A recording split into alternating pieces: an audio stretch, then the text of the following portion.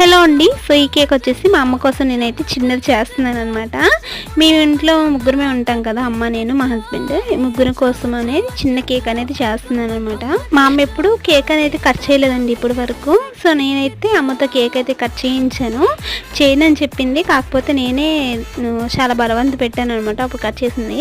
ఈ కేక్ మీద అయితే నేనైతే చాక్లెట్తో మదర్ అండ్ డాటర్ వచ్చేటట్టు చిన్నగా చేసుకున్నానండి కేక్ మీద. అన్ని కేక్స్ కూడా నేను మదర్స్ డే కోసం కేక్స్ ప్రిపేర్ చేశాను కదా, లాస్ట్ వీడియోలో పెట్టాను.